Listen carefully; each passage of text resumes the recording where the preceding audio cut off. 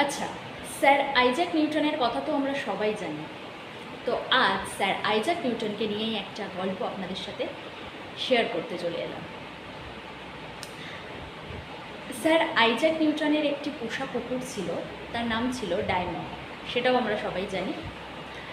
তো sir Isaac Newton যেহেতু একজন বিজ্ঞানী ছিলেন, তিনি তার রুমের মধ্যে সমস্ত রকম পরীক্ষা নিরীক্ষা করতেন এবং সেখানেই সবটা তিনি লিপিবদ্ধ করে রাখতেন। এরকম একদিন হঠাৎ তিনি বসে কাজ করছিলেন টেবিলে। তো টেবিলের উপর সমস্ত রকম তার কাগজপত্র ছিল।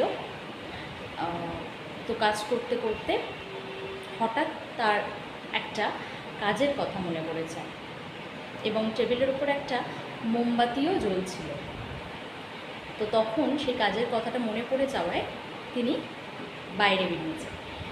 আর তখন গেটের সামনে তার পোষা ডায়মন্ড পাহারা দিচ্ছিল।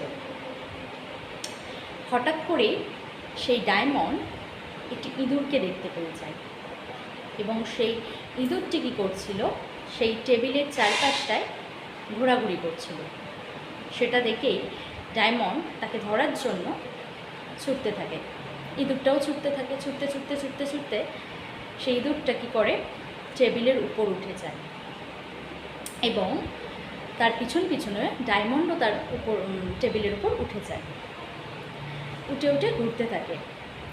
এই করতে করতে হঠাৎ করে সেই যে মোমবাতিটা ছিল, সেই মোমবাতিটা টেবিলের উপর উল্টে পড়ে যায় এবং নিউটনের সমস্ত তথ্য, যেগুলো এতদিন ধরে পরিশ্রম করে বানিয়েছিল, সেগুলো সব পুড়ে যায়, সবই নষ্ট হয়ে যায়। তারপর হঠাৎ করে নিউটন যখন বাড়ি ফিরে আসে এবং দেখে এরকম অবস্থা, তখন দেখে তার সেই পোষা কুকুরটিকে জিজ্ঞেস করে, এসব তুই কী করেছিস? এবং তারপরেই কিন্তু সে একটা হাসি দিয়েছিল। হাসিটা দেওয়ার কারণ ছিল এটাই যে সে জানে পশুরা এসবের কিছুই বোঝে না, তারা নির্বোধ, তাদের কোনো দোষ নেই।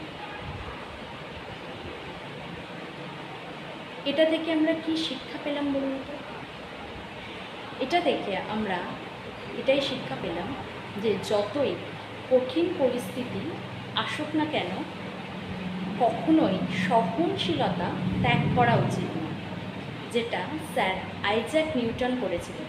তিনি দেখেছিলেন তার চোখের সামনে বহু দিনের পরিশ্রম নষ্ট হয়ে গেল, কিন্তু তাও তিনি সহনশীলতা ত্যাগ করেননি। এটাই সবাইকে মেনে চলতে হবে। ভালো থাকবেন।